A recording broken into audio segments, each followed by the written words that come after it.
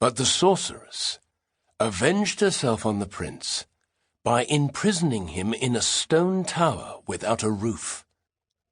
Deprived of shelter, he was scorched by the sun and soaked by the rain and snow. And the sorceress commanded a raven to fly over the tower once a day and let fall a thimbleful of water and a morsel of food, as black and bitter as wormwood. Tanko fell silent. The other boys sitting beside him on the tree trunk stared at him expectantly. Florin could feel the prince's parching thirst, the taste of wormwood on his tongue. "What then?" Senna insisted. "What happened to the prince after that?" Lost in thought, Tanko bent and picked up a round piece of moss from the forest floor. Stroking it as if it were a furry little animal, he went on. The prince groaned aloud in his distress, but all that answered him was the silence of the sky and the howling of the wind. And the sorceress, having considered how to increase his sufferings, commanded an eagle to— The boys gave a jump, startled by a loud snapping of twigs in the undergrowth. "What an impressive sight," said a familiar voice. The four youngsters sprang to their feet at the sound of it.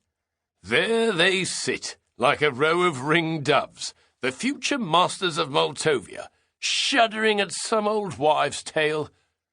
Why trouble to go to the exercise yard? Let old Count Ursio teach his straw dummies to fence." The bushes parted, and a grey-haired man stepped into the clearing.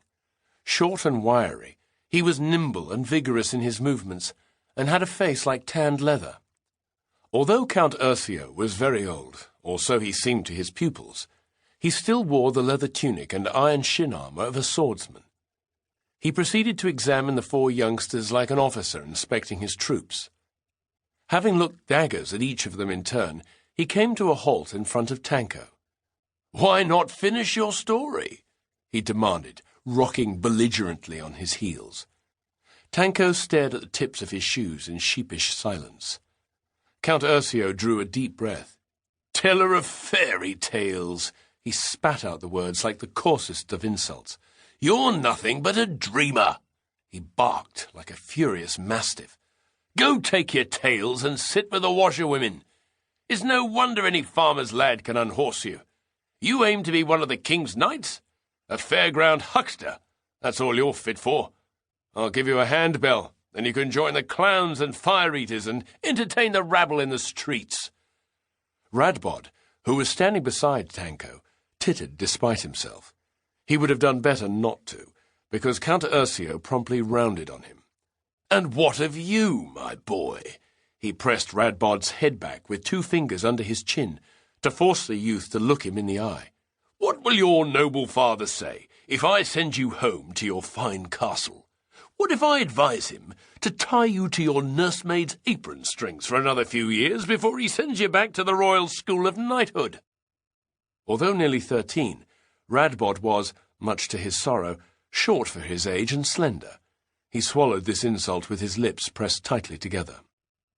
"But here's the biggest buffoon of all." The old count left Radbod and drew himself up in front of Senna, who was almost a head taller.